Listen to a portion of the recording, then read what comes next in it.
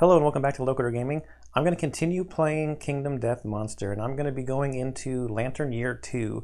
So last episode I fought the prologue White Lion and did some stuff in the settlement, and now I'm ready to go out and actually do a hunt. But before I do that, I just wanted to show what I ended up doing. So I only had enough stuff to make a complete rawhide set. I didn't get any bones, so I couldn't innovate. And I couldn't make any weapons because they didn't have any bones. And I think bones is the only way you can make weapons at the beginning. So I had 5 hides, so I ended up making a complete rawhide set. And the rawhide vest will have its affinities triggered. So that's the full set. So I'll just zoom in here a little bit so you can see which ones I'm talking about. So that rawhide vest is going to get +1 evasion. And then with the rawhide gloves and the rawhide boots, I'll get +2 survival for this character when it departs. And I'll also have the rawhide headband with the affinities lined up, so that I can use the action on this character to reveal the top 2 AR cards and then put them back in the deck. So the team that I'm going to take out... Oh, and then I got to talk about the other ones. Since I didn't have any other weapons, everybody else just has still founding stone and cloth. With that, I think it was the augury result. I didn't have enough organs to make monster grease, so I couldn't get that. So I've decided for this character that has the full rawhide, we'll just go fist and tooth because we threw 1 founding stone in the prologue. So I have 3 founding stones. I have another cloth that's just been archived away. So the rawhide tank character doesn't have a weapon, so we'll just have to use fist and tooth if I decide to attack with that character, because I might just rawhide headband and see what's coming up in the AI deck. So the crew that I've decided to take out, because 3 of my 4 returning survivors were marked as that they couldn't go out on the next hunt. So I'm going to have 3 new characters, and I'm taking Estelle out again. So Estelle will be our 1 returning person that has 1 hun XP, and with the rawhide headband. Oh, and since it's a full set, gets this rawhide armor bonus of 1 additional armor to each hit location, and when Estelle uses survival, she can roll to see if she gets it back. When she performs a survival action, I guess is a very key. I shouldn't just say whenever she uses survival. It's when she performs a survival action. Because I think there's things on the hunt where you can spend survival. And like the thing when Jerry chucked the founding stone, it says spend a survival to blah, blah, blah. That's not a survival action. That's spending survival. You don't get to roll for that, is at least my understanding. So this is going to be Team Costanza that's going out today. Because I have George and Estelle and Frank and Estelle from the show Seinfeld are George's parents, and we also have Susan, and Susan was George's ill-fated fiance through a good part of the show. I think that's pretty much it. Because of our survival of the fittest, I think it was, everybody's got +1 strength and +1 evasion. 1 armor on the waist, except for Estelle's got 2 armor across the board. And she has an insanity protecting her and 3 survival. Susan, George, and Frank also have the 1 survival from being named. But I think that's it. So I'm going to set up the hunt. I have here the hunt deck that I will shuffle. These are just the White Lion hunt events. I don't think I'm going to put the basic one out. I don't have the extra stuff, or there might only be 1 that you can get from a white box or something like that. I don't have it anyway mixed in there, so I don't think there's any reason to put the basic one out just to have it tell me to roll randomly, right? All right, so I think that's everything. I don't think there was anything else for departing survivors. So I think we'll just go. So I really don't want Estelle to die. And I have seen, I think Bra Mithra talks about it a lot on his videos, that the random ones are more likely to kill you. So I don't want Estelle to go here, so I'll have Estelle go first here, I guess. We'll see what we get in our very first hunt event. Marked territory. Oh boy. Oh, we don't have 3+ understanding. The White Lion has marked this area. If any survivor has 3+ understanding, they realize the area is covered in ammonia. If they have not innovated it yet, the survivor settlement gains the ammonia innovation. I don't think these people have any understanding. Nope. No understanding. All right.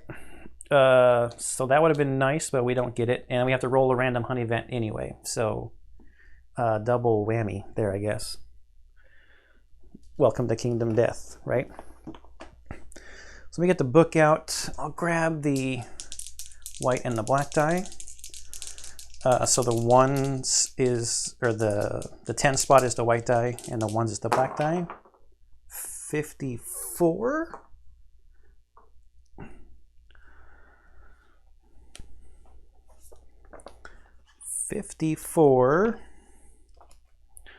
Bone Storm. Mighty winds tear across the landscape, collecting chips of stones and skeletal remains. The survivors huddle together on the outskirts of the storm. They may either brave the storm or wait it out. If we brave the storm, all survivors gain +1 courage and suffer 1 event damage to 3 random hit locations. Archive all fragile gear. I don't think I have any fragile gear. No, nothing would seem fragile. Wait it out. Roll twice on the hunt event table before moving on the hunt board.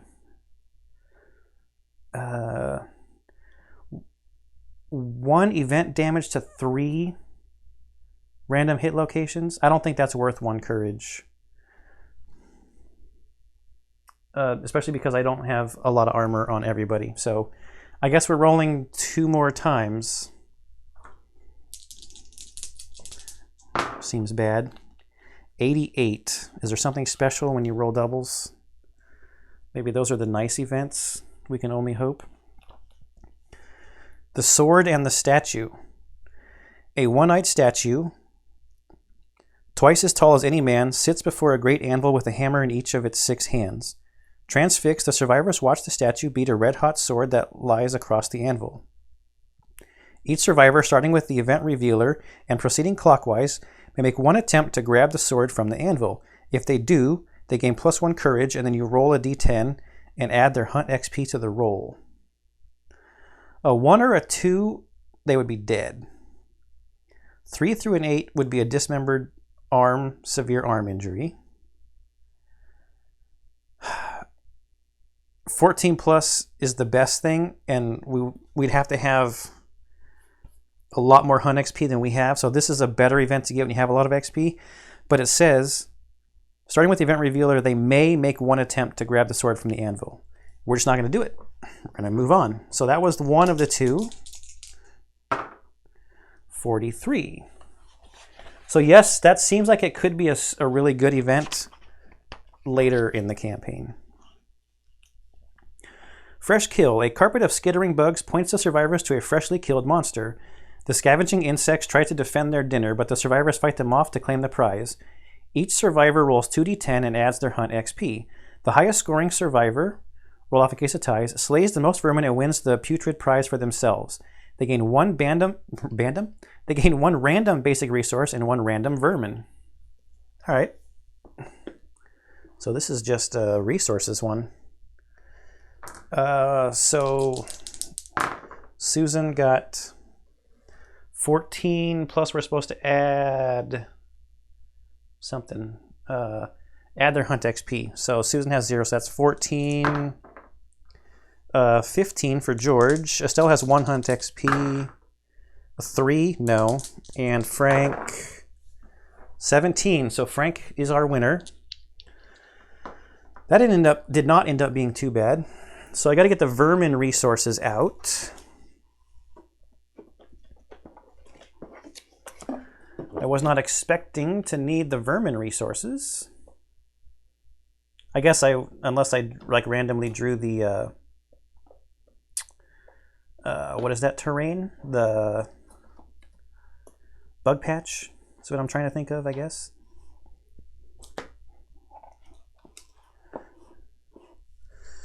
All right, so vermin. Shuffle this up.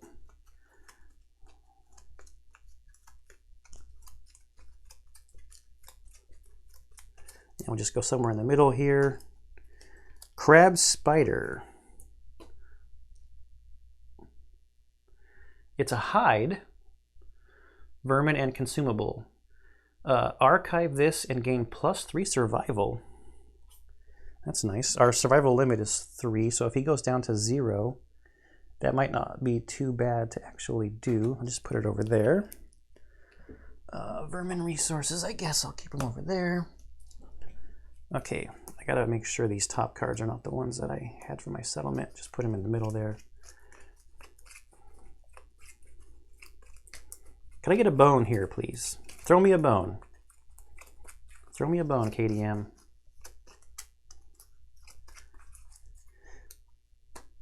Monster organ.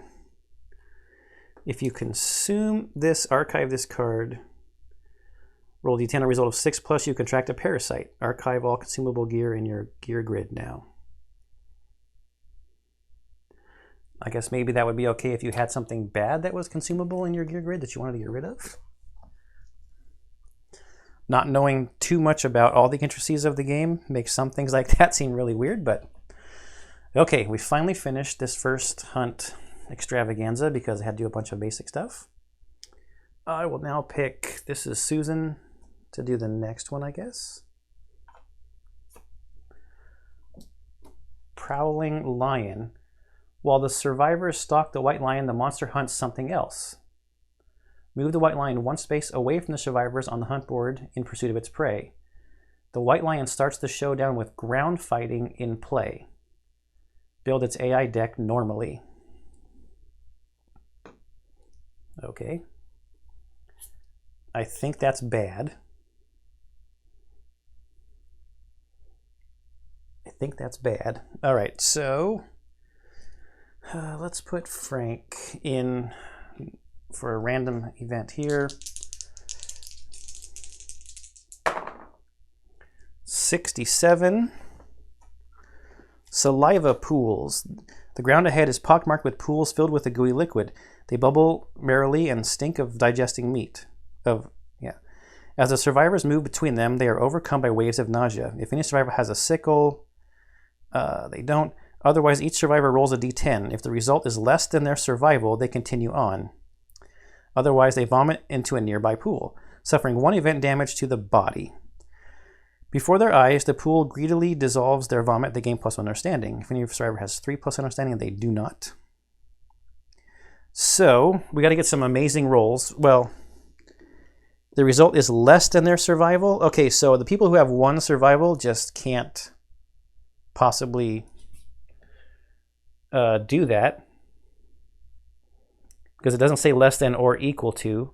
So the only roll I think we need to make is for Estelle. Her survival is a 3, so she needs a 1 or a 2. Oh, it was almost a 2. Almost a 2. So everybody's going to take 1 event damage to the body, which is some light wounds for most people. Except for Estelle. I don't want to shake the table too much. But they're all going to get +1 understanding from watching their vomit dissolve into the pool. Doesn't that sound lovely? Understanding. And some understanding. And a light wound and some understanding. All right, so I need to check the showdown board to see if this is supposed to be, I should have just put all the cards out, but I didn't think the line was going to move. Okay, I threw in a cut there because I don't know why it was taking me so long to find the showdown page for the white lion. But no, this is another random right here. This one would be a white lion event. All right, so it'll be George now. And doing random again. 60. Wildfire. A massive wall of flame obstructs the survivors, incinerating the ground. It has destroyed whatever awaited the survivors and left chaos in its wake. Archive all hunt event cards in the next 2 hunt spaces. Place 2 basic hunt event cards in those spaces. Okay, so if there was a white lion one there, it would have burnt up. And we would have replaced it with a basic one, but we don't have to do anything because we're about to encounter the lion as we step into that space. Okay, so we're here. I'm going to clean this stuff up real quick and get the stuff out for the showdown phase. Be right back. Okay, I'm back. I wanted to do some setup stuff before I actually get right into it. So on the White Lion's card and in the book, you can see that at level 1 White Lion, we should have 7 basic actions in the AI deck and 3 advanced. And it's going to be 6 movement and 8 toughness. So I've got the basic and the advanced AI cards here. I'm just going to do the real quick shuffle and then count out 7 and 3. So 1, 2, 3, 4. How about we go 5, 6, 7. Those are the basic. And then here's the advanced. And I've already got ground fighting out of this deck because of the hunt event that happened. 1, 2, 3. And we'll throw these in here. Shuffle it up real quick. All right, so our AI deck is made. I'll show ground fighting when we actually start. So for terrain, we start with 2 tall grass because we're fighting a white lion. Shuffle this terrain deck, and then we're supposed to get 2 random terrain cards that are set up as normal.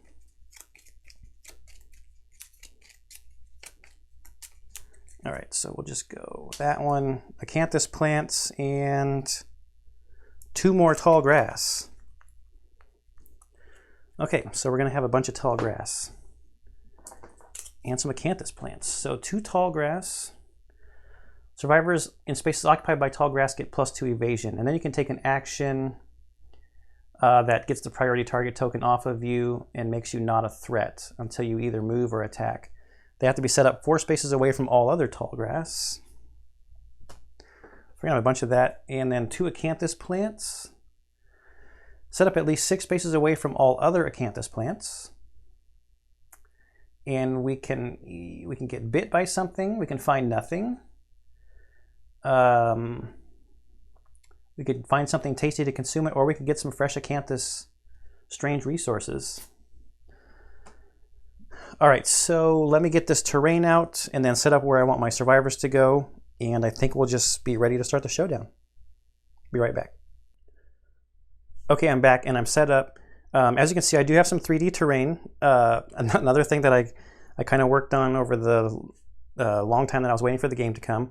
I do have actually, though, the tokens set underneath in case the terrain starts to get in the way. I'll move the terrain, like if the lion or something wants to stand on a part where I've got some of the tall grass there, I'll just move it and use the token. Now, and I got the acanthus plants and the acanthus plants. One other thing that I forgot to say at the beginning was I decided not to use the monster controller. Since this is my first campaign, I'm going to play by the rules. So the solo play is a variant, and it says not to use the monster controller when you're playing solo. So I'm not going to do it. It is another thing to keep track of that I guess I can avoid keeping track of that and making sure that I'm moving it along. So this is kind of interesting tactics-wise because I have this ground fighting thing, which kind of sucks. It's going to start in play. It's a mood. So the monster flops onto its side, waiting for attackers to draw near. While ground fighting is in play, do not draw an AI card. Then when a survivor spends an action in the zone of death, before resolving the action, the monster performs a basic action with +2 speed and +1 damage, targeting the survivor. So that zone of death is all the adjacent spaces. And one of the reasons why this especially sucks now is because I don't have a bow. Like, I don't have a ranged weapon to attack it with other than my founding stones. So I think we're going to be chucking a founding stone to try to at least discard this and then see what happens if it comes up again. Hopefully it gets discarded. So I may actually spend a turn just doing the acanthus plants and maybe using Rawhide Headband. And maybe we can set up the AI deck so that hopefully the lion will come target my tank, Estelle, who has 4 evasion with the grass bonus. So lion gets to go first. He doesn't draw an AI card because ground fighting is in play, is what I'm assuming. So lion basically does nothing. So it comes to us. So the first thing I'm going to do is Rawhide Headband. I will use Estelle's action, and we will draw the top 2 AI cards. Marvelous. We got Enraged in the deck. When this comes into play, draw an AI card. While Enraged is in play, the white lion gains +1 damage token per monster level. A damage token increases its damage. When a survivor suffers any dismembered, severe injury, or is killed, discard Enraged. Power SWAT is closest threat facing in range, closest threat in field of view, no target sniff. So 1 speed, 2+ accuracy, 2 damage after damage, knockback 6, target is moved 6 spaces in a straight line directly away from the monster. Okay, so we're going to put this on top. No, wait a minute. No, let's put Enraged on top because we're going to be throwing our founding stone. And if we crit, we want that to just go away, right? Yes, I'm hoping that the top hit location card, and speaking of that, we have not shuffled the hit location deck yet from last time. So let me just give this a shuffle. Because let's see, ground fighting, when the lion is wounded, yeah, so we need to crit. We have to crit on the top hit location card here. Okay, that's enough hit location shuffling. And we can just hopefully get rid of Enraged. I don't have enough armor to be taking all that extra damage.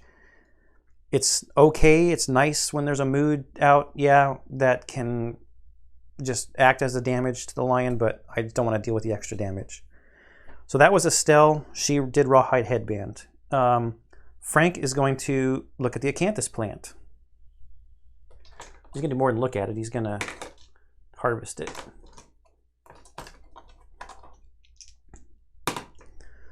And he rolls a 4. And 4 was find nothing, archive this terrain. Thanks for playing. See you next time. We will have Susan look at this acanthus plant. She gets a 5.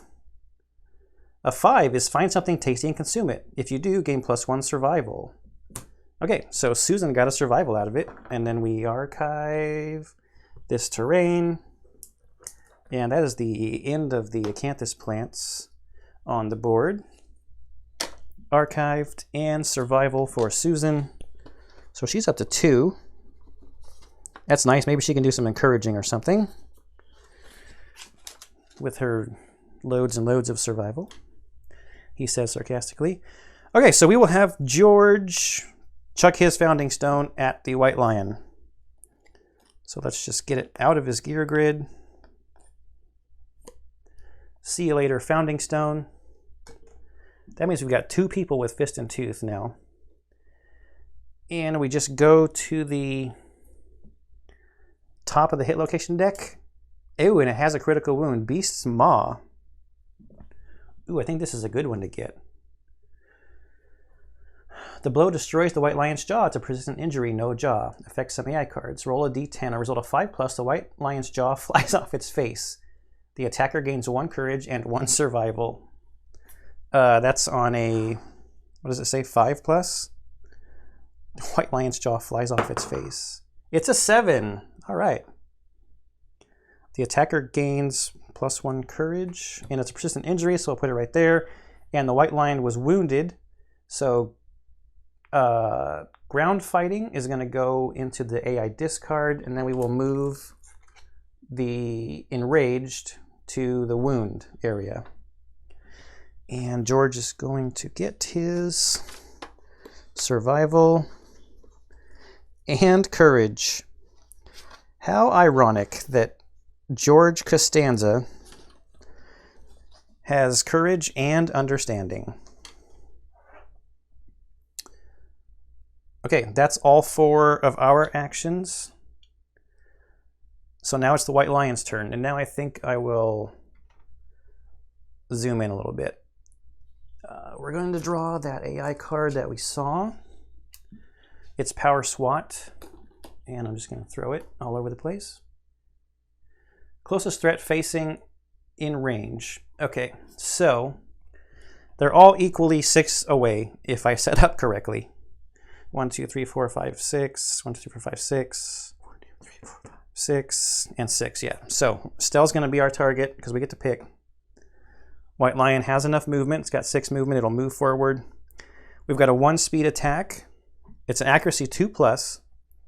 So her evasion is 4. Let me just run through this real quick with you. We've got 1 natural evasion, and I've got another evasion because my rawhide vest has its affinities lined up correctly. So the 2+ becomes a 6+. We've got a lantern 10. That's great.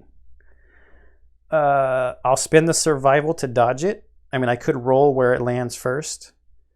I'm just going to spin the survival to dodge it because I do not want the knockback.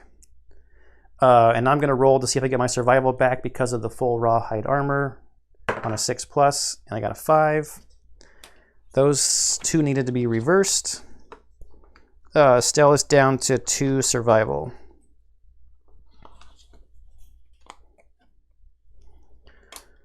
All right. Lion's turn is done. Now, I'm just going to rawhide headband to start because Estelle just has fist and tooth. And we'll see what the next 2 are. We've got Vicious Claw, which is random survivor in range. That's not great because that could target almost anybody.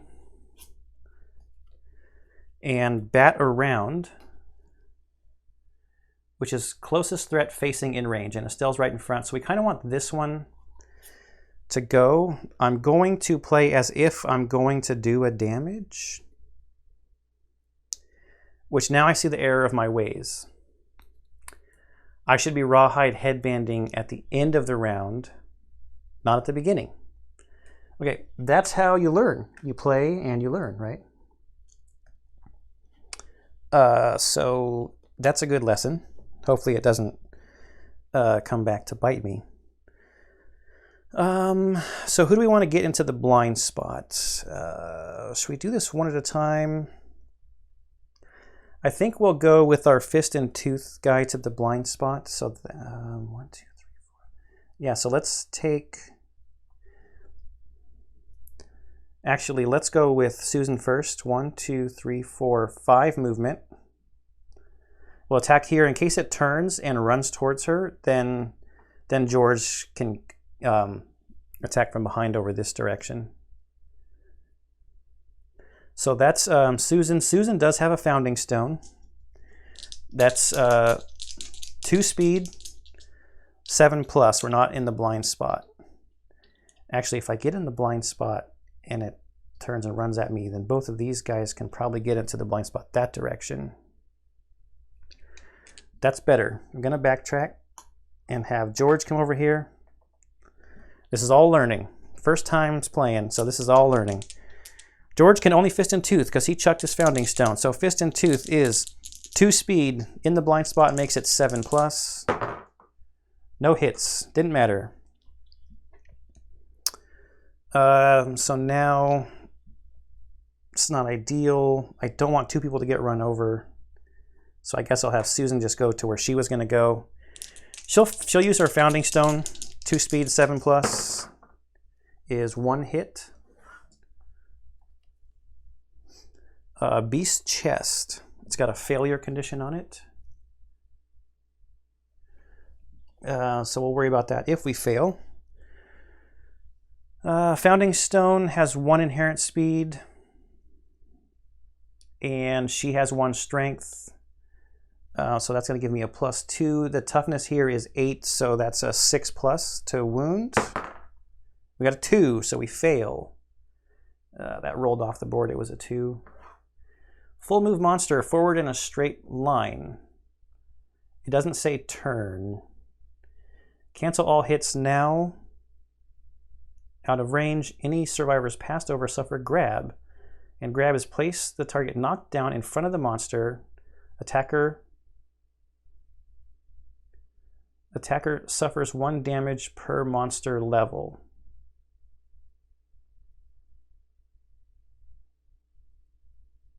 Attacker suffers, or does it? Attacker suffers 1 damage per monster level. I guess it's the person that got ran over. Full move the monster forward in a straight line. Cancel all hits now out of range. So it's going to run over Estelle. So let's move our token there. I mean our terrain. And I guess she's knocked down right here. Knocked down in front of the monster. She can't go in front of the monster because that would be the board edge.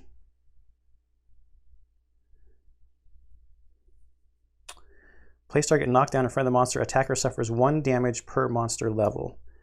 So I think she just gets knocked down and suffers the damage. She's already gone. Let's roll where the damage hits. I think this is how this is going to go. On the waist.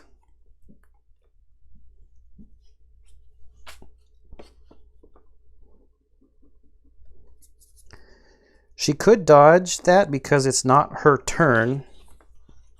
Right? Is there a flow? There's not really a flow. But I'm not dodging it anyways, so that's fine. We'll just take that damage to the waist. I mean, she's got 2 armor there anyway. And she's knocked down, but she already went. So the only person who hasn't gone is Frank here. 1, 2, 3, 4, 5. 1, 2, 3, 4. It's kind of dangerous in case he... See, it didn't say turn and face the attacker. It just said full move forward. But then it's weird. It says the attacker suffers 1 damage, but I'm assuming it means the person who was grabbed suffers a damage. I mean, that makes more sense than attacker in this situation. Anyway, so I'm going to go to the blind spot, even though it could be a dumb move. In the blind spot, I want to do damage. I need to do some damage. So we're going to use Founding Stone. 2 speed, it's going to be 6+ in the blind spot. That's 1 hit. Oh boy, this is starting out great. Okay, the trap.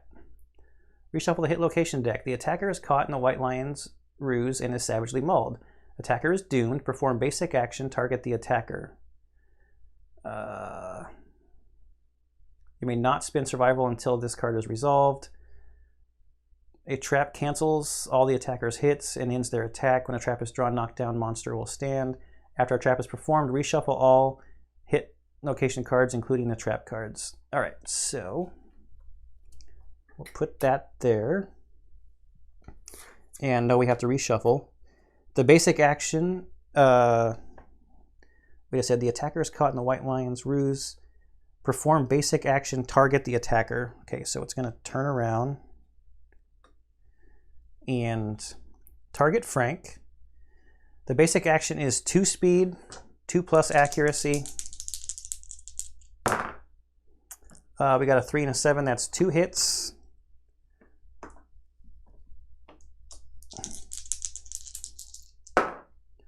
Body and legs.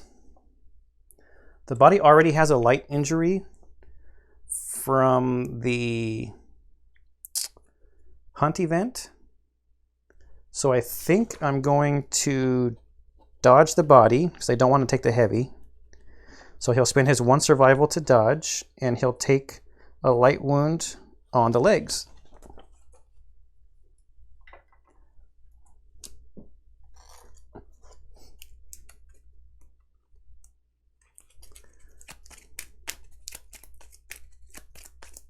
Shuffling the hit location deck because the trap was the 3rd card down.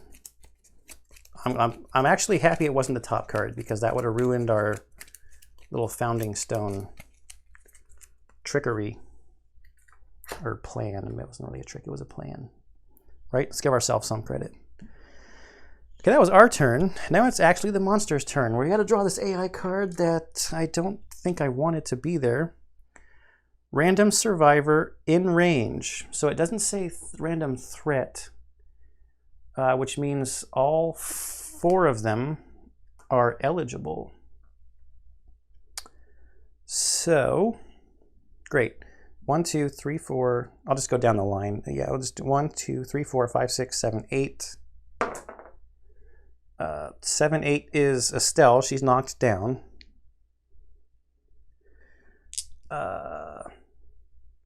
Speed 2, accuracy 2+. 1 damage. After damage, they get a bleed token. She has 2 natural evasion, so it's actually 4 pluses, 2 speed on this Vicious Claw. So we got a 7 and a 2, so only 1 hit. I think I dodge it. I can dodge when I'm knocked down. Just so I'm not taking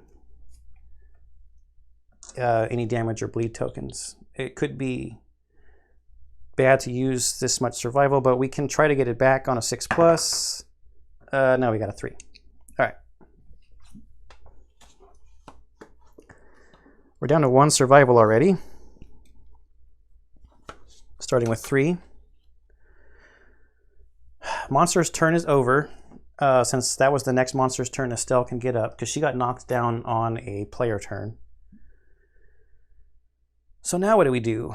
I think I go this way. 1, 2, 3. And attack. That's Susan. She's got Founding Stone, so 2 speed, 7+. No hits. Let's go with George. 1, 2, 3, 4. Wait, 1, 2, 3, 4. Yeah, with the monster like this, there's just going to be the risk that 2 people are going to get run over, right? So George has Fist and Tooth, 2 speed at 8+. Nothing. Frank will go from the front. Founding Stone, 2 speed, 7+. No hits. Estelle will Rawhide Headband. Then I don't know. Actually, maybe Frank should move. 1, 2, 3, 4, 5, 6. Estelle's our one that needs to get in front here. Maybe we'll just move out of the way and then see what AI cards come up to see who's going to get targeted with the Rawhide Headband action. Maul, victim of grab last round, would be Estelle. 2 speed, 2+ accuracy, 3 damage. And she's only going to have 4+ because she's not standing in grass. Or do I want him to draw bad around? Closest threat facing in range. Yeah, so Estelle can move in front of him. This is much better. Yeah, we want him to draw this one. So Estelle will move to here because she hadn't used her movement yet, and now it's the monster's turn. So we've got that bat around card. Closest threat facing in range is her. It's 2 speed, 5+ accuracy. She's got 2 natural evasion. So it's 7+. Man, this would be a good one to get standing in the grass. So 7+. We got a 9. So it is a hit. In the body, we'll just take the armor off. I'm gonna save my survival for when I get hit a couple of times, I think. I don't know if that's good strategy or what, but that's what I'm gonna do. Oh, I don't like having to line up against the board edge like this. I want to be able to get behind them, especially as I don't have any weapons or anything. Oh wait, after damage, the monster playfully bats the survivor around. They suffer brain damage equal to the monster level. So she's also going to suffer brain damage. She has 1 insanity, though, so we'll just take that off. All right. Let's try to do something here. Let's have Frank go first. He's going to walk up right here. And Founding Stone is 2 speed, 7+, 2 hits. We finally get to make a choice here. Both of these have failure. So this one says the white lion jumps back without turning. Move the monster 1 space directly away from the attacker.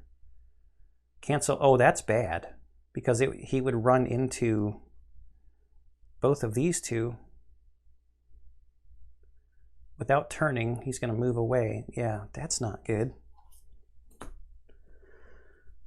Failure is perform basic action, target the attacker. This attack gains +2 damage. Frank does not have any survival left to dodge that. These are both very bad.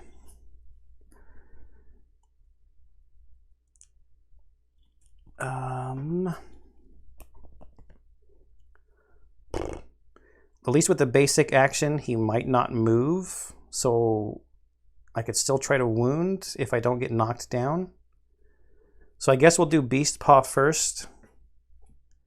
The one where he would perform a basic action if I don't wound him.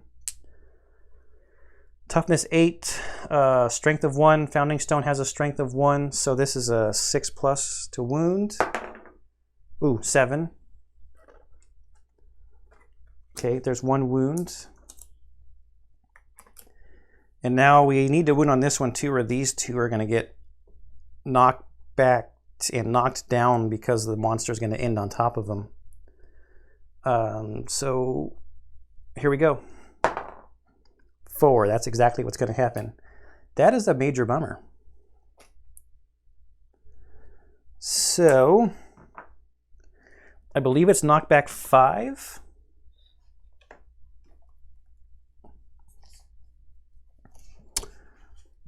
What does collision say in the lookups back here? Collision, collision, collision. If a monster moves through a space occupied by a slave, collide. If a monster ends its movement on a survivor, they collide. The survivor suffers collision and knockback 5. If survivor is knocked back into impassable terrain, they collide with that. Okay, so these two are going to be knocked down and suffer knockback 5. 1, 2, 3, 4, 5. 1, 2, 3, 4, 5. Monster moves 1 space over there. It's not going to do any attacks or anything, though. And these two are both knocked down.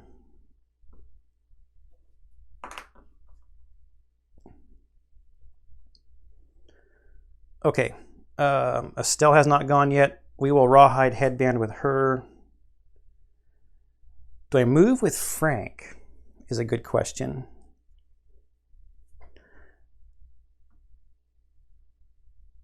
Did Frank already move?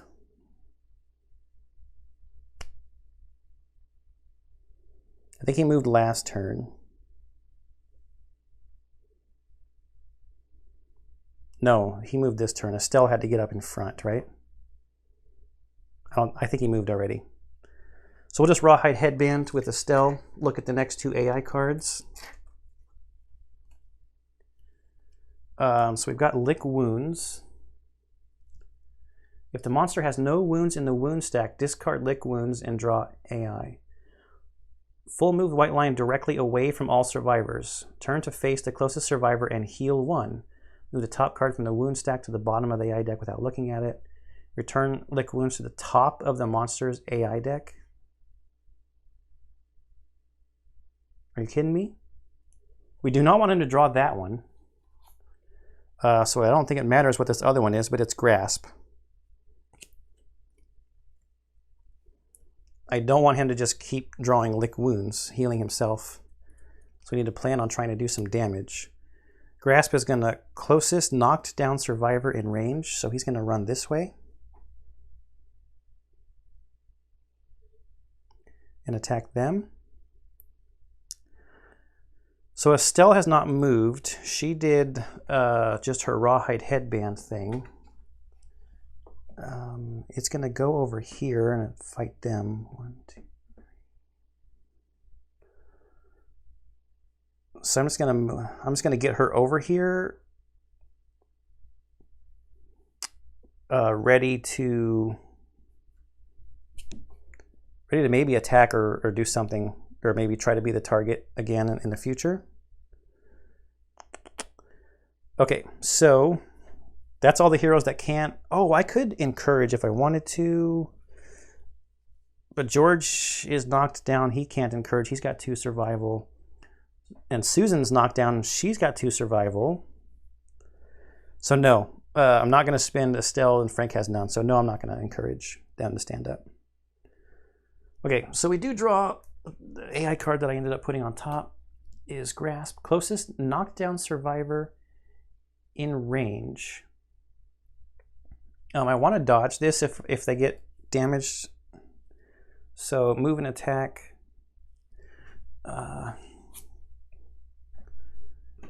need to go random on who's going to get picked here. 1 through 5 is George on top, and then the other is Susan on the bottom. So it's George. While I can, let me put this back out.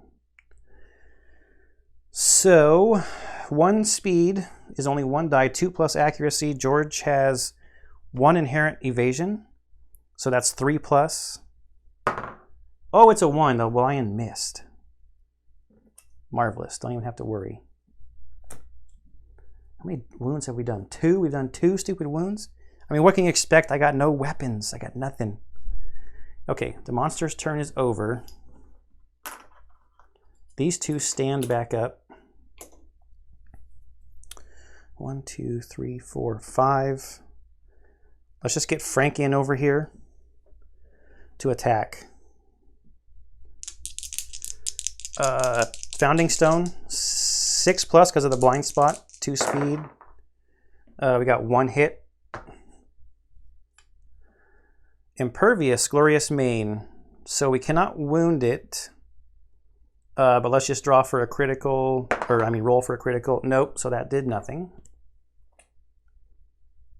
I mean, I guess I could show it to you. It's an Impervious, Glorious Mane. Cannot wound that spot. You basically just kind of roll to get the potential resources from the critical wound. Well,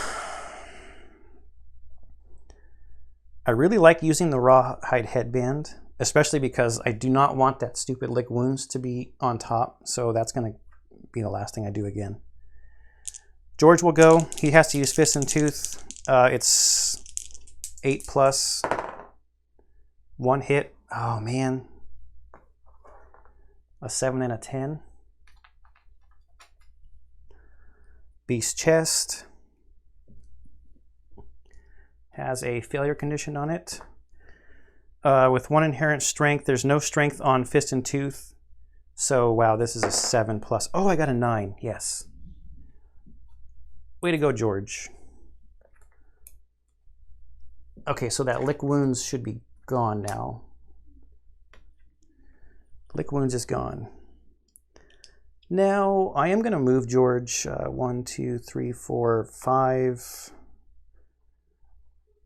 Just to be kind of out of... let's just go here.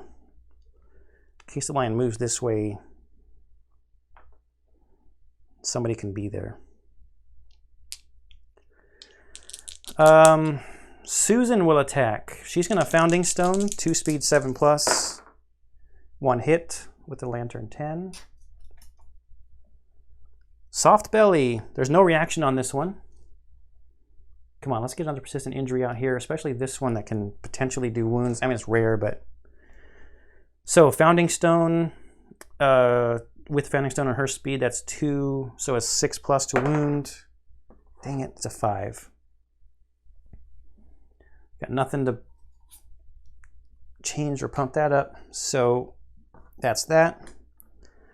Estelle is the only one who's left. And I'm going to Rawhide Headband.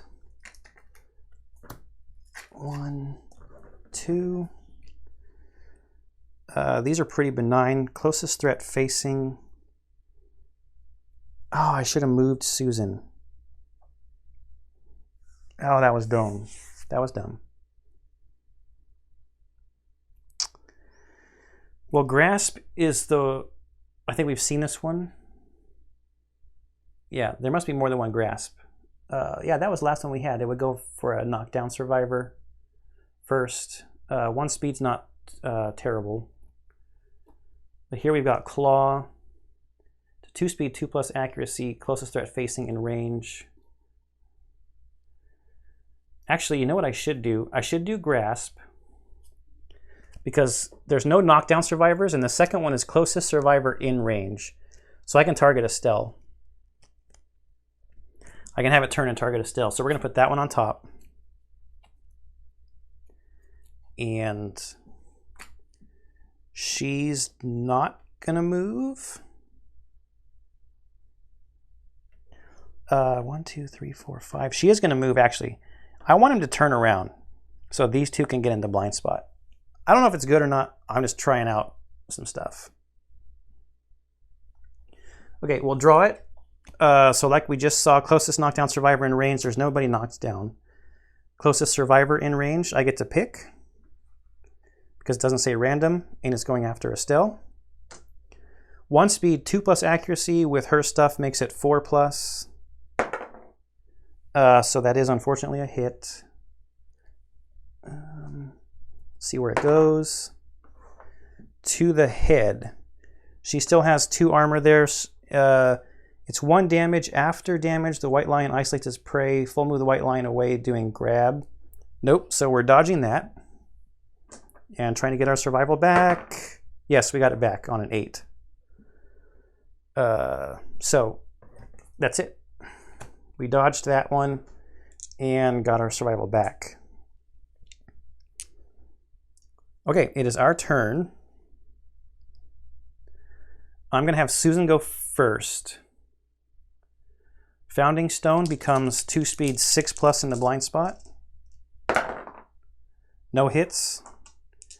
And then she's going to go 1, 2, 3, 4, I guess, to get out of the way. Then I'm going to have George go and move down here. He has Fist and Tooth. 4 and a 2 is going to miss. Frank will go. Actually, that was dumb.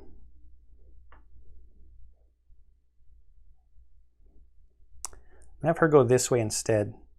I'm trying to not have people lined up where if he runs at them, it'll run over multiple people.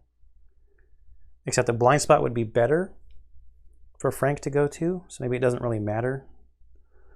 2, 3. See, this is fine. If he misses and it's failure and it goes this way, then we can surround it again, right? Yeah. So Founding Stone here is 2 speed, 7+. So 1 hit.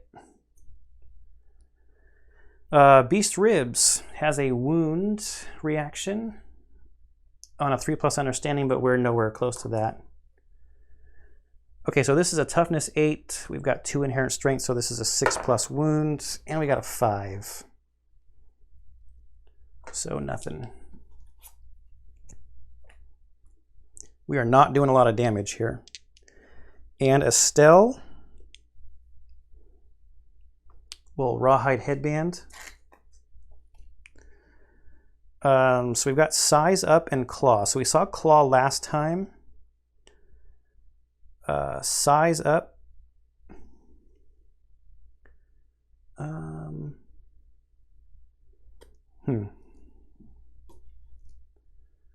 Random threat in field of view right now is only Estelle. Turn face a target on a 4+, they suffer a brain damage. Nobody has any insanity. Or do I want it to do claw, which would go after Estelle, who's got lots of armor and still a survival left. Let's have it do claw. I don't want to take that hit to the brain, I don't think. I don't know, maybe size up is not that hard or not that bad. Do I have her move? No, I don't have her move because then she's not going to be the target. So we'll just go straight to the monster's turn. We just saw it. It's that claw card. 2 speed. This is going to be... Oh, you know what I should have done? Hang on. Before I draw that, I got to stop and think about tactics, right? It's closest threat facing in range. So what I should have done is moved Estelle back into the grass, right? That's a smart play. Because now it'll move up to her, and she gets the extra evasion. Okay, so this is now a 2 speed. It starts at 2+. She's got 2 evasion, so that's 4. The grass makes it 6+. And we got a 5 and a 7. It's 1 damage. I think I'll just roll first to see the legs. She's got 2 armor there still, so we're just going to take it. Because there's no after damage effects or anything on that card.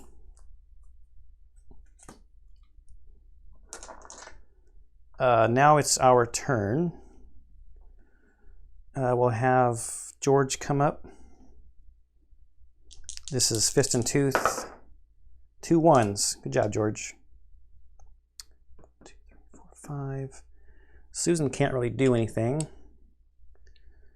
I'm just going to go blind spot with Frank. Founding Stone makes it 6+. 2 hits. Ah, stupid trap. Attacker's caught in the White Lion's ruse. Okay, attacker is doomed. Perform basic action attacking or targeting the attacker. So Frank's going to get hit with the basic action, which is 2 speed, 2+. He's got 1 natural evasion, so 3+. 2 hits.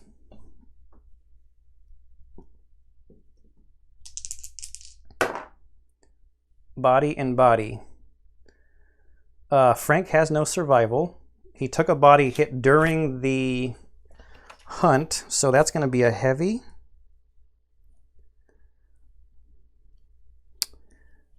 And a severe. So he's going to be knocked down from the heavy hit.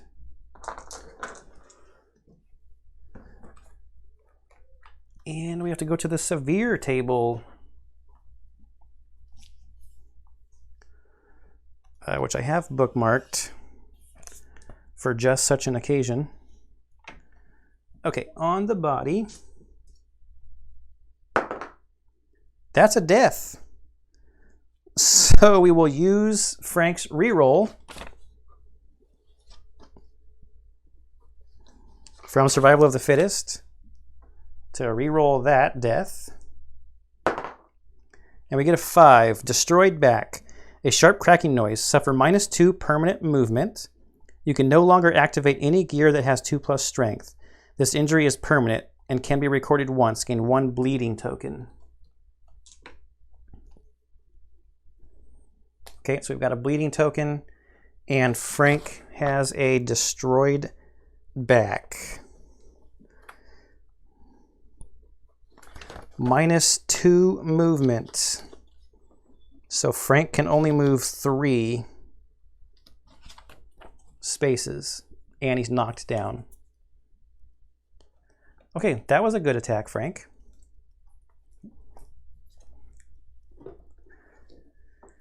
So that's George and Frank have gone. Susan, 1, 2, 3, 4, 5. Let's just get her closer. So Estelle, there's only 1 card in the AI deck left, and that's that Intimidate card. I'm going to try attacking. Let's do some wounds. I already know what the card is. She has Fist and Tooth. 7+ from the blinds. Oh, I got to... Hang on. I'll reshuffle the hit location deck in just 1 second. So 7+ is 1 hit.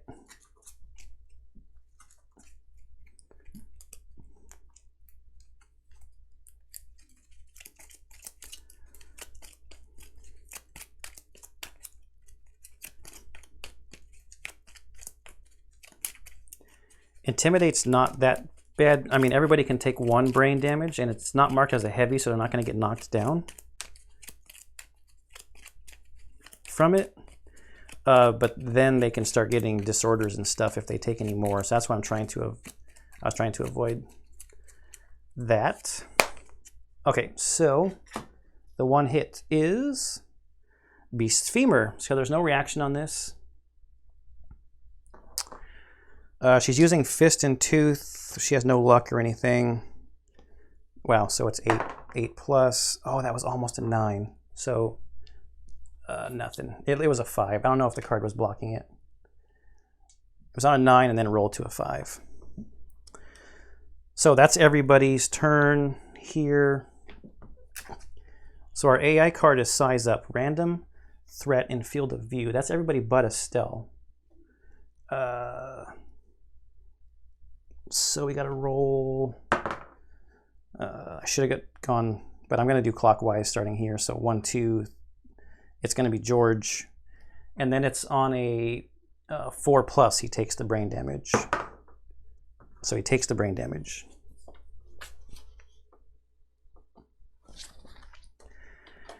Okay, then back to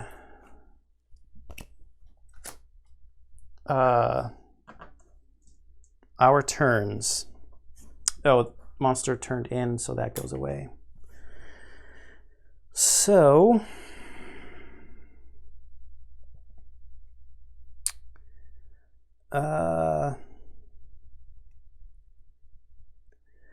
maybe we'll do this attack first. I'm just going to go here. I don't want to get run over with 2 people. So Susan has Founding Stone, 7+. 2 Lantern 10s. Okay, so we got Soft Belly, which we saw earlier. It doesn't have a reaction on it. So we'll do that one first. We're doing this one first. The other one has a failure reaction on it. Which would suck because it's going to go straight through both of those 2. She got an 8. That's going to be a hit because she has strength of 1 and its toughness is an 8. So that's a wound. So I have to flip. The AI deck is now ready to be shuffled and reset. It's finally out of cards. I have not done a whole lot of wounds. I think I've done 3 or 4 wounds.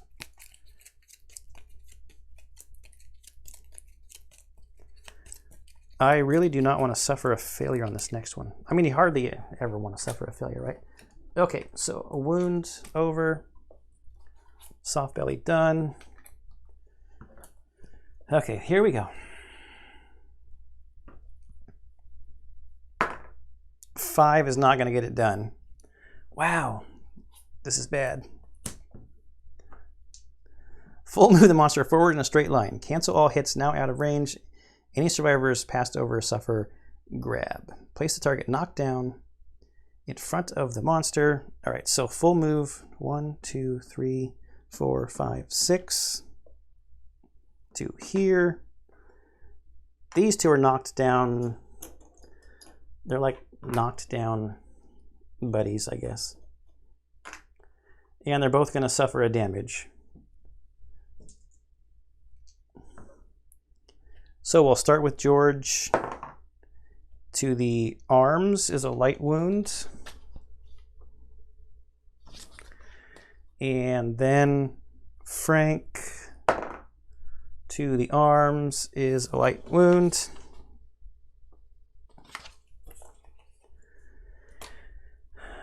All right, now Estelle. I guess we rawhide headband. I mean, I hope I'm doing this correctly because it doesn't say at any time for it to turn and face the monster. It just says full move it straight ahead. Which is why you don't want to be standing in front of the thing, I guess, right? Lesson learned. Okay, rawhide headband. Let's see what we've got here before Estelle moves anywhere. We've got claw and grasp. So this is interesting. On claw, closest threat facing in range.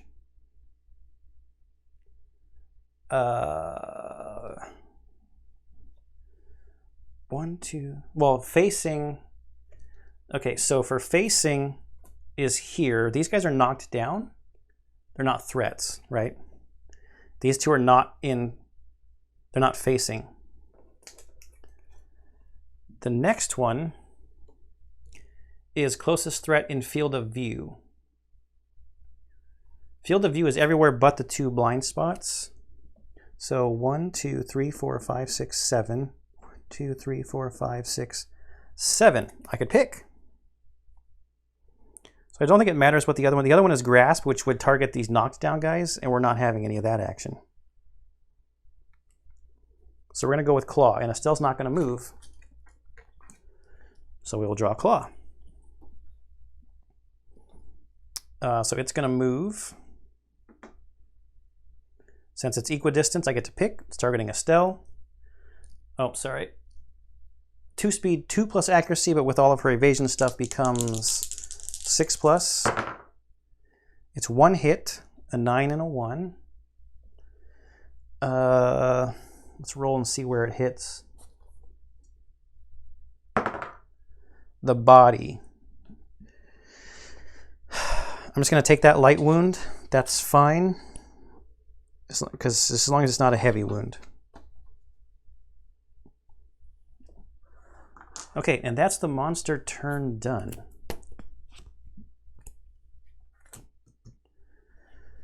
Now back to us. Oh, the monster turn is done. So these guys are going to stand up.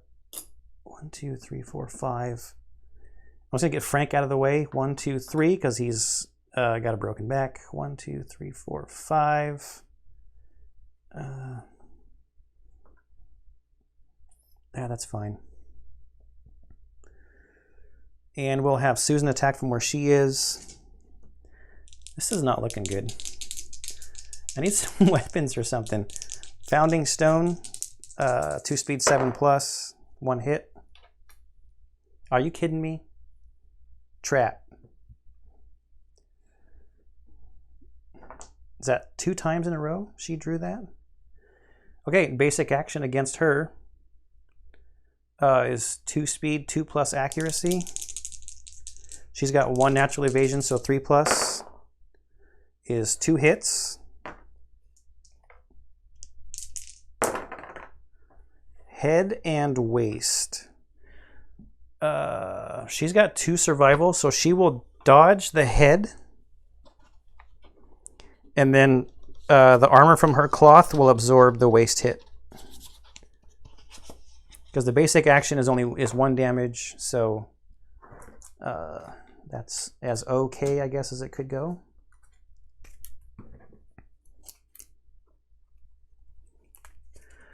So the only thing left is Estelle. I mean, if I want to have any chance of surviving, I think I just need to keep Rawhide Headbanding and see what's coming up in the AI deck. And keep trying to make Estelle the target, right? So we'll Rawhide Headband. That's 3 cards. I only need 2. So we got Grasp and Vicious Claw. So Vicious Claw is a random survivor in range. I don't want that because that would be taken from everybody. Grasp is the one that starts with closest knockdown, but then goes to closest survivor. And I've got 2 that are the same. I'll have it turn to face Estelle. So we'll just go to the monster's turn and draw that card. It's 1 speed, 2+ with her stuff makes it 6+. It's only 1 speed, sorry. 1 speed, 6+. I might have screwed that up earlier. Probably did. And it's a 1. Nothing happens. Oh, it should have turned to face. 1, 2, 3.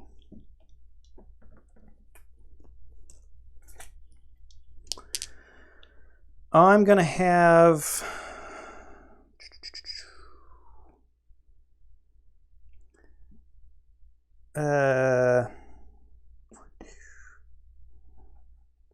two, 4, 1, 2, 3, 4. I'm going to have Frank go first. Move up into the blind spot. With his Founding Stones is 6+ 2 speed. Missed. I'm going to have Susan go next. Founding Stones is 7+ because she's not in the blind spot. You got 1 hit there on an 8. Fleshy Gut.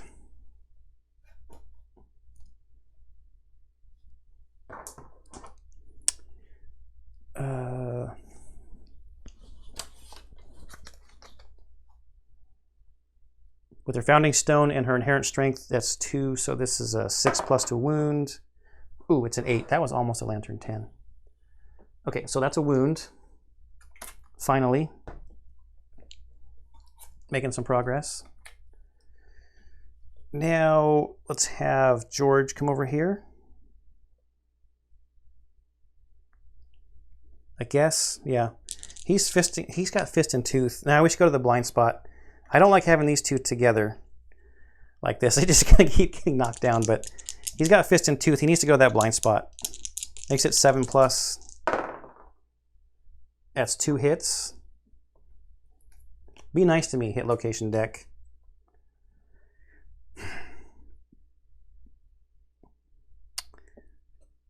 Well, without turning, move the monster 1 space directly away from the attacker. And this is a full move forward. Suffering Grab. I think I'll do this one first, I guess. And George has 1 Inherent Strength. So this is a 7+. 9+ for crit, though. Oh, yes. Critical Wound. White Lion gains -1 accuracy token. All right, so let's do the wound. -1 accuracy token. There's our -1 accuracy token. Put it over here with the other stuff. And now we've got Beast's Ear. I really don't want him to succeed on this one either. Oh, 8. That's good. So we wounded. We don't have to worry about the failure. Now we're cooking. Another wound.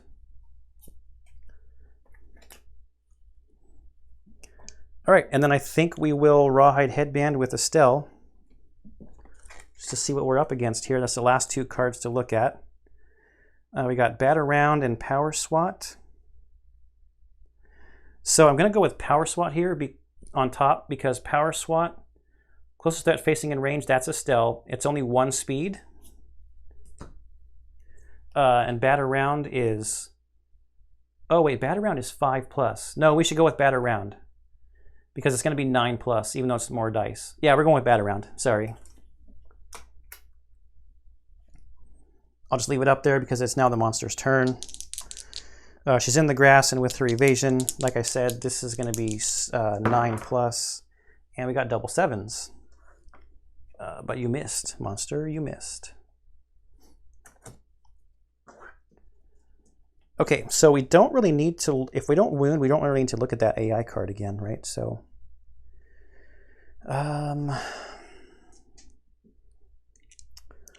let's go with Frank, who's here. He's got Founding Stone in the blind spot, so 2 speed, 6+. Is 2 hits. Continue to be nice to us. All right.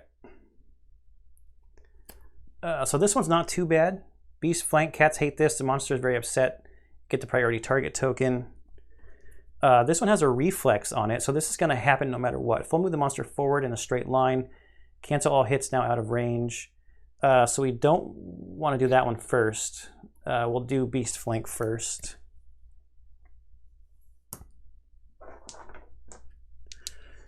All right, so Founding Stone with his inherent strength. Founding Stone is 1, he has 1, so this is a 6+ to wound, and we didn't wound it.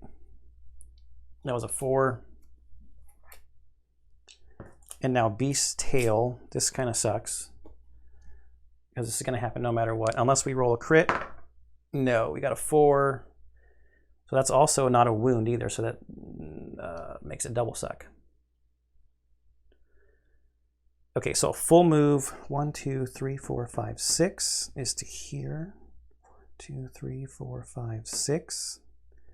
Estelle gets grabbed and placed in front and knocked down.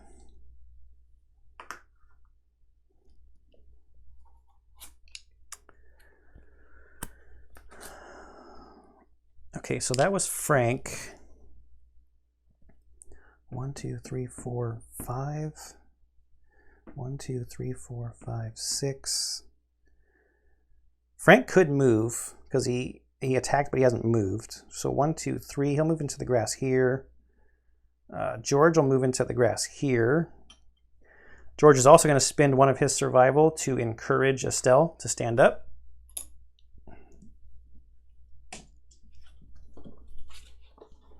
He had 2, so he's down to 1. And then Susan, 1, 2, 3, 4, 5, is going to go here for her turn and attack with Founding Stone. Oh, I should go to the blind spot. Yeah. Please don't turn and run. That would suck. 4 and a 10, so that's just going to be 1 hit. Fuzzy Groin, everyone's favorite Kingdom Death monster card. With Founding Stone, this becomes a 6+. We got a 9. Oh, too bad it wasn't Fist and Tooth. So it's not a crit, but it is a wound.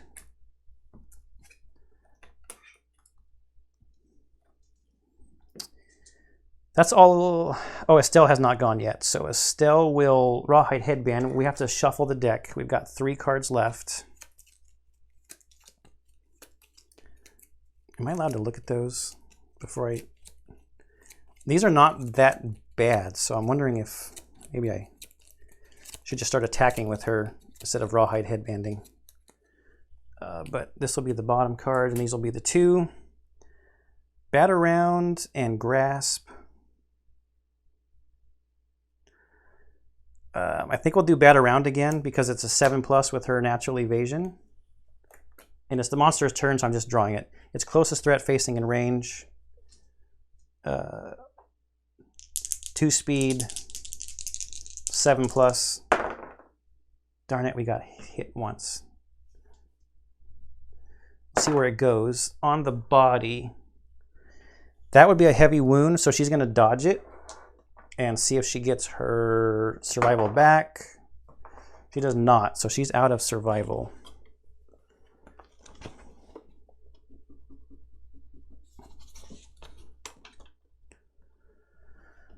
After damage, the monster playfully bats the survivor around. They suffer brain damage equal to the monster's level. That's still not a severe. That's her first brain damage.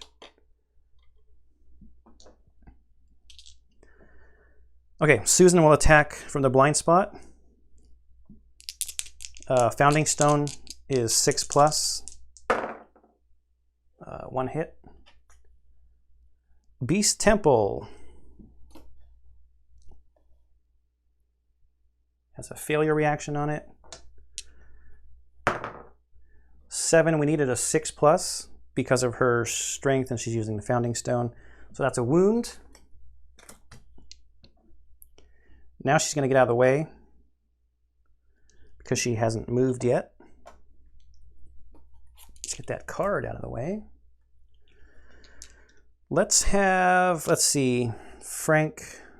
George can still dodge in case things go, well, it'll be his turn though. That's all right. George will come up.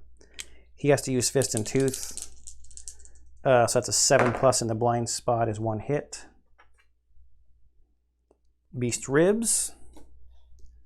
Not too shabby of a card.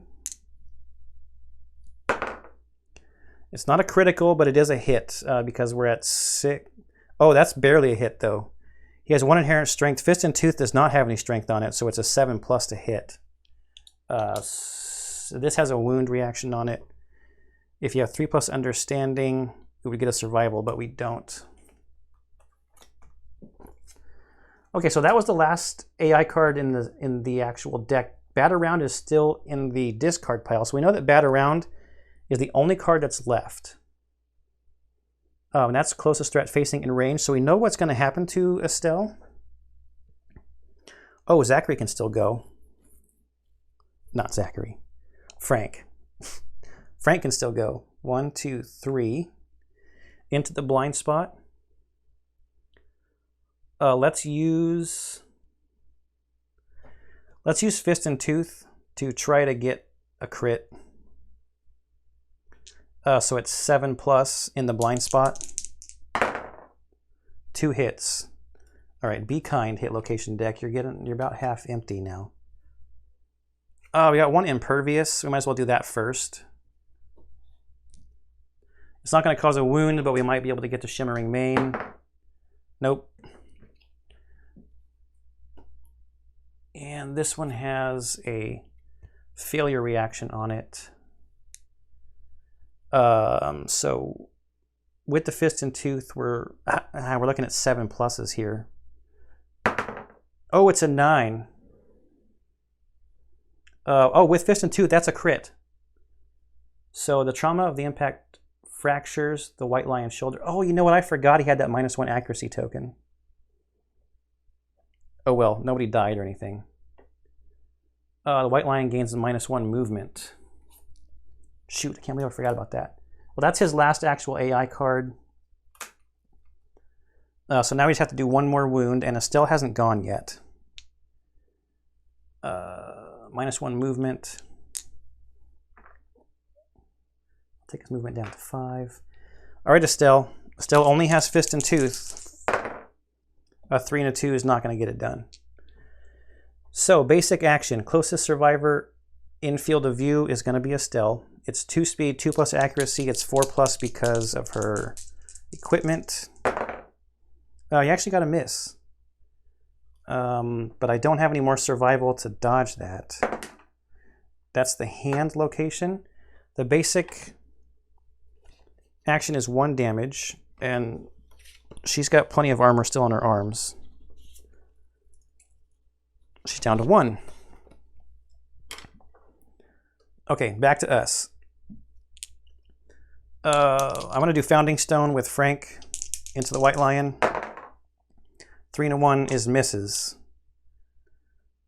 Just to be safe, let's go. Actually, let's go here and give Susan the chance to get back there if we need to. George... George only has Fist and Tooth, and that's harder to hit with. Right? We don't necessarily want a failure reaction. Let's just go with Susan, Founding Stone. We'll move her over there. So she's going to move to here. Founding Stone is 6+ in the blind spot. Is 1 hit.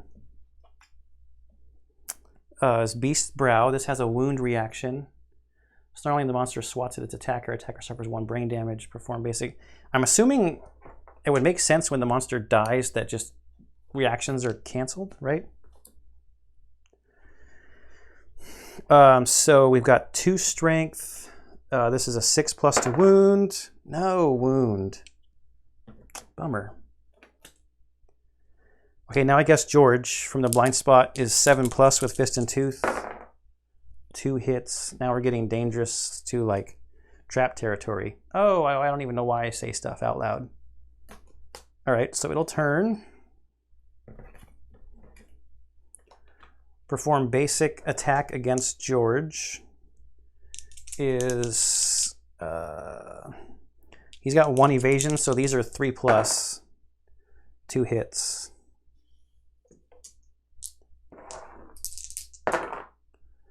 Waist and head. He will dodge the head because he still has 1 survival. And the waist goes into his cloth armor. That ended up being not the end of the world. Okay, that leaves Estelle to attack with Fist and Tooth from the blind spot. 7+ is nothing. All right, so... why was I thinking I needed to do something? Oh, I need to shuffle the hit location deck because of the trap card.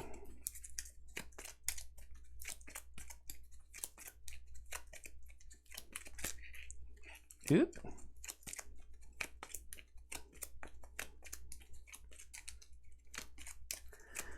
We just got to do 1 more wound. He's going to do a basic action. Closest survivor in field of view. So he's got to target either Susan or George, both of whom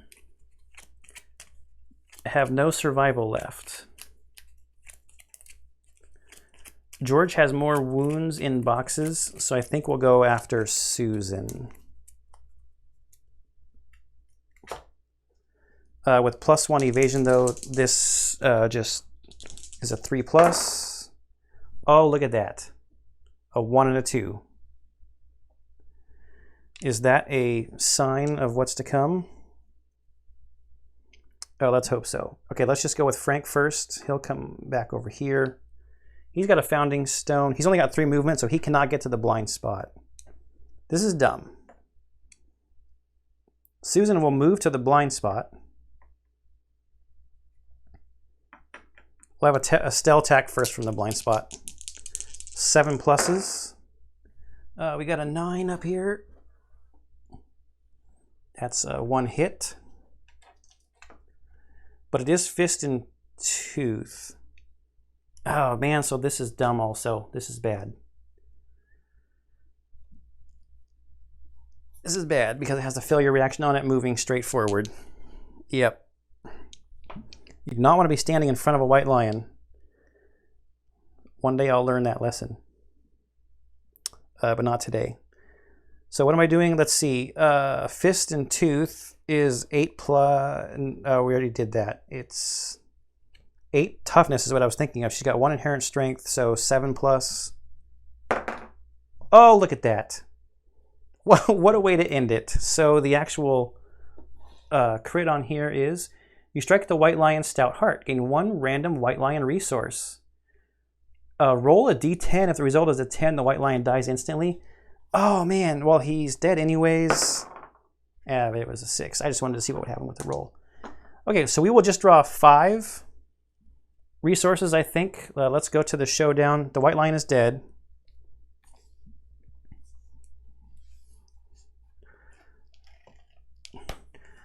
So our reward for level 1 is 4 basic resources, 4 White Lion resources, and a Hunt XP for everybody. which for Estelle is going to trigger age. But what I think I'm going to do is I'll clean this board up after I draw these resources to get the settlement event ready. And let's put this away. I never drew anything that was affected by the Beast's Maw persistent injury. Yeah, the accuracy token gonna be put away.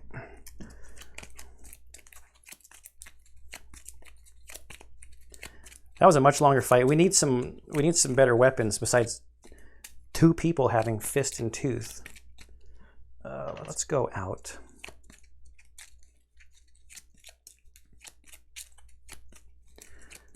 All right. 1, 2, 3, 4. Another Eye of Cat. So those are our ones that we get just from beating the thing, but we also get the one from the critical wound. That's a really cool card. You could have a chance, like at the very beginning, of just killing it instantly. We've got another great cat bone. So we finally got some bones, and I think these, the great cat bone and the lion claw, maybe that's what we need for a spear of some kind. I don't remember for sure. Like I said, brand new to the game-ish. Even though I've watched a lot of hours of it, you'd think I would know more. But playing it and watching are extremely different. Okay, we're going to get 4 basic resources here.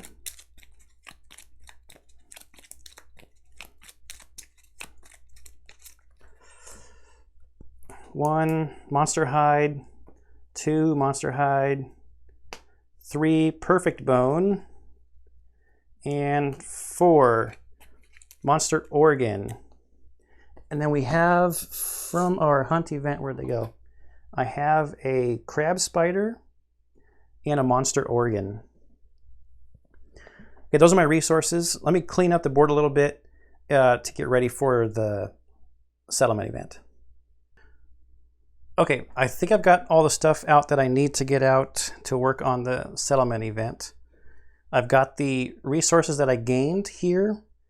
And in addition to what's here in storage, I have another Eye of Cat and a perfect organ. So, Survivor's Return, I did the healing already. We do not remove gear. I gained endeavors, so I've got 4 endeavors here. Update the timeline. Okay, so we need to check off on the timeline. Lantern year 2. Now we got to draw the random settlement event. So I've got the big settlement event deck here. I just want to check real quick that I took first day out. Yes. I have not looked at any of these cards. They might actually even still be in the same order they were in when they came in the box, except that I went through and sleeved them. So maybe they went into reverse order. I don't know. Okay, and then I'm gonna copy something that Brahmithra does. I'm gonna roll and go down that many. 9. 1, 2, 3, 4, 5, 6, 7, 8, 9. Oh, you know what I should do before I do this? Hang on. I think there's something, that's Plague. That doesn't sound great, but I think there's something I'm supposed to do before this.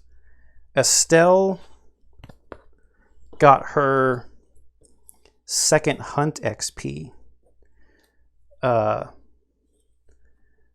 So she's going to hit age, and I think I'm supposed to do age as soon as it happened,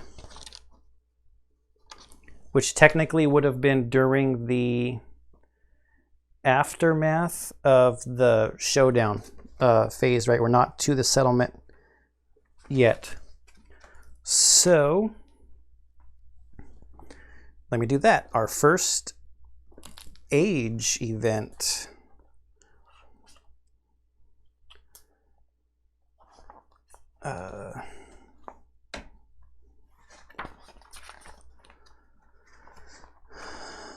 Story events. Bone Witch, Bold, Birth of a Savior, Armored Strangers, Age. Okay, so the first one, gain the benefits for the Hunt XP milestone you have reached. A survivor may only gain each milestone benefit once a lifetime.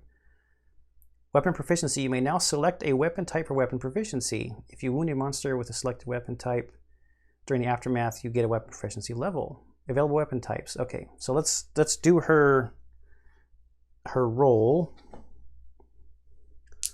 So it's 2d10. She got 7. Gain 1 random fighting art.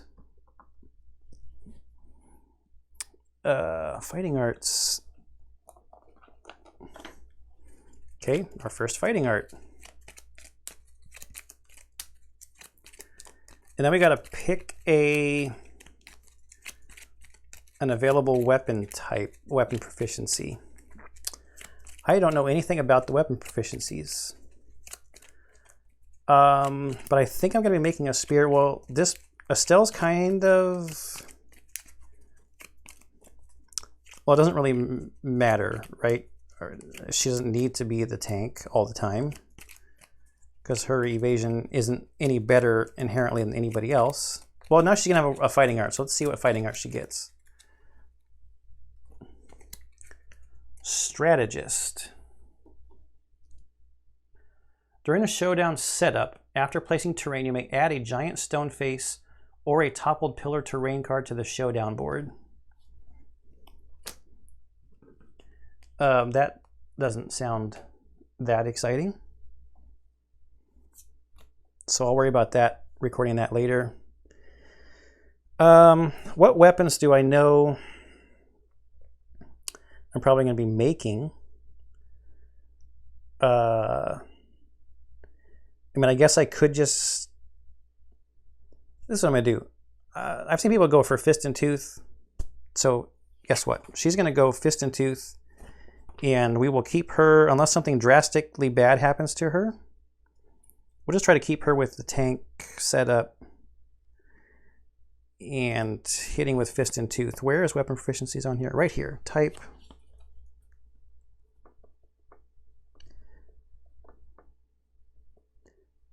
Fist and Tooth. I really should look through those before other people start aging up and figure out which ones I want to go for, right? So that'll be my homework.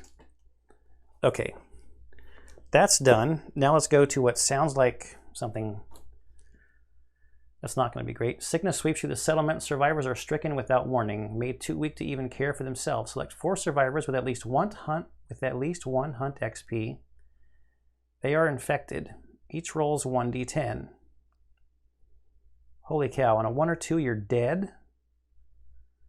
Does the settlement have bloodletting? Your body tries to fight the infection. Unless you receive treatment, you will die at the end of the settlement phase. Treatment costs an endeavor. Select an infected survivor to receive treatment. All infectors. Requires ammonia. Great, so there's going to be some people dying.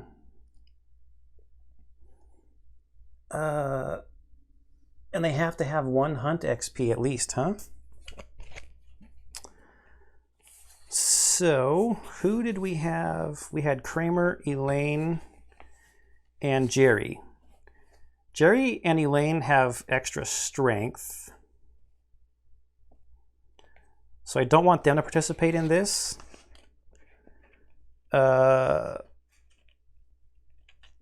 Estelle's not that great. I mean, she has a fighting art and a weapons proficiency, but nothing special. So maybe it'll just be the Costanzas. I'm just gonna roll for the Costanzas here.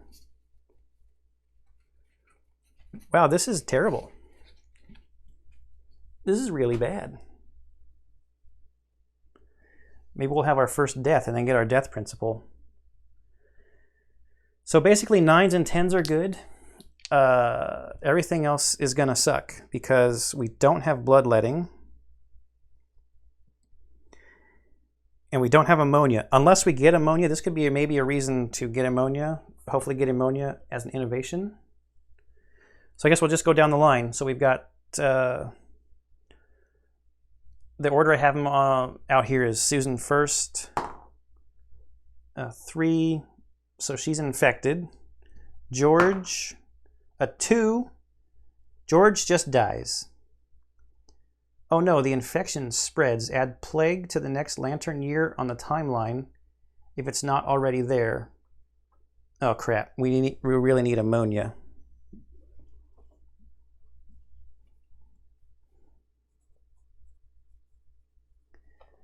It's not already there. Does that happen in addition? If anybody knows, can you tell me, does that happen in addition to your normal settlement event? Or is it in the book? I'll look in the book also. Okay, so George is dead.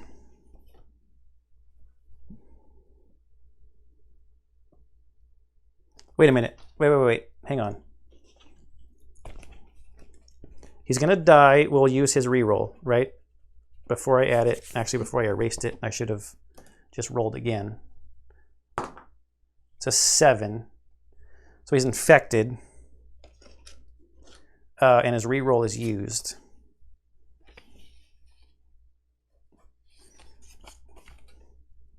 Estelle. She gets a 1. She's going to use her reroll. Okay, a 6. She's infected. Now, Frank does not have his reroll anymore. That's right. So we got to get a decent result here. We got a 7. So they're all infected.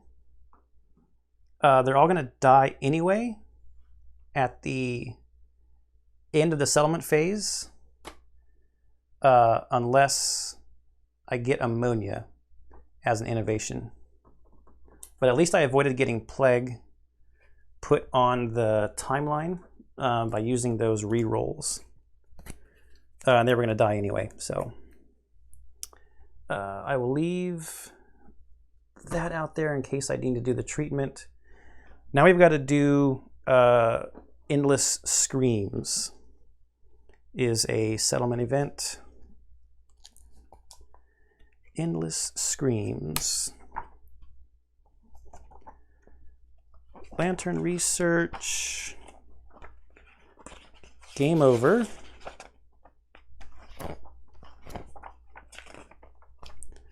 Okay, Endless Screams.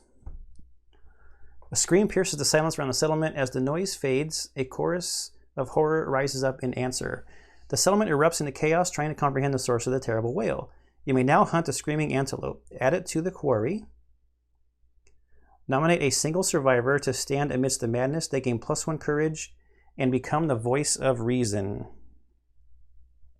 Does anybody have 2 courage already? Kramer has 1. Elaine has 0. Jerry has 0. So we'll nominate Kramer to get his 2nd courage. And become the voice of reason. Okay, so there's a thing for them. Kramer, the voice of reason. I should have looked at that. And we roll on here. We got a 5. The survivor realizes the noise is most likely from another strange creature that lives out in the darkness. After some effort, they manage to calm the settlement. The survivor gains +1 understanding. Returning survivors gain +1 insanity. Okay, so that's Kramer's 2nd understanding as well. And these guys all get 1 insanity, but they might be dying if I don't get ammonia. And we can hunt the screaming antelope now if we want to. That's all the timeline stuff. Update the death count. So far we have no deaths. Milestone story events. The population has not reached 15. We are at 14 presently. First time death count, we have not had a death yet. All right, so this is what I have as far as resources. And maybe I can zoom in to get a better view. There you go. And in addition to that, I have the 1 perfect organ and a second Eye of Cat in my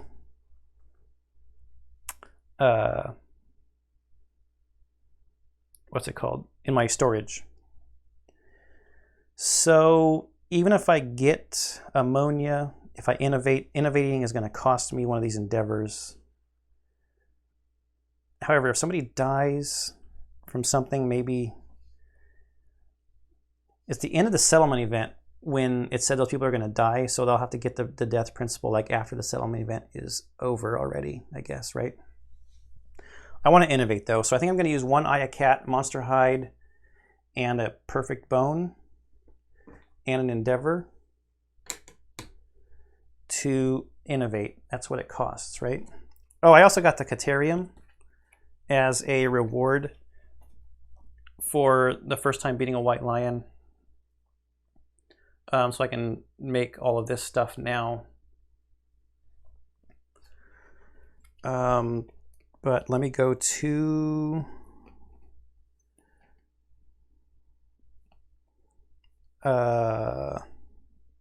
yeah, Lantern Horde, innovate is an endeavor, a bone, an organ, and a hide. So I'm going to do it. I'm spending this stuff here. I'm going to make Cat Eye Circlet. I've got another Eye of Cat, so I'm not too worried about that. So I'm using that as the organ and these two basic resources here. So here's the innovation deck. Oh, ammonia just fell out. There's not a lot of stuff in here. It's still the six basic ones because I did not get to innovate because I had no bones in the first lantern year. So we draw 2 innovations, keep one, and return the other one to the deck. So this is what I'm going to draw, this one and this one. We got drums and inner lantern.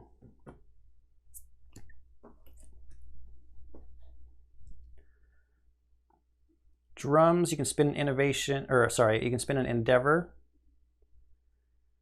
You can gain some insanity. And you select one, you either gain insanity or gain survival, or gain the rhythm chaser fighting art, or synchronized strike, and then you get to add the drum consequences. Or inner lantern will give a surge to get another action.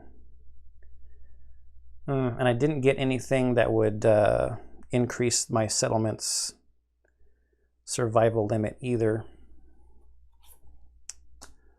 Okay, so that's kind of a bummer. So what I'm going to do at this point is I'm going to tell you what I'm thinking. I'm thinking about making a spear with a lion claw and great cat bone. Then maybe a bone axe with a bone and an organ. Then with the perfect organ and this organ, maybe some monster grease. And then I have 3 hide here left over, and I'm going to make a cat eye circlet. I know that for sure. So maybe I'll get 3 more pieces of rawhide for somebody. But I'm going to cut it off here, and I'd like to see some suggestions, please, in the comments below. Which innovation would you take? And what would you do with the stuff I've got left here? These 4 survivors are all going to die. So before they die, I'm thinking maybe I'll augury to try to get to the 15 population with some of those endeavors. Maybe I'll spend one of those endeavors on some stone noses. I'm not sure. I'd like to see some, just like I said, some suggestions on what you guys would do with this stuff. And I'll look through those suggestions and think about what I want to do with this stuff. And I'll bring everybody up to speed on what that stuff was decided as. Maybe we'll roll some auguries and stuff right before we go into hunting again. And I think it's going to be probably another white lion. I don't know if I'm quite ready to hunt an antelope. Not like it's a major step up or anything, but I'm still kind of just learning. So, okay, so please, in the comments down below, let me know what you would do with this stuff. I hope you enjoyed this playthrough. Also, let me know of any errors or mistakes that I made. And I hope you're enjoying everything that I put up on the channel, and I'll see you in the next one.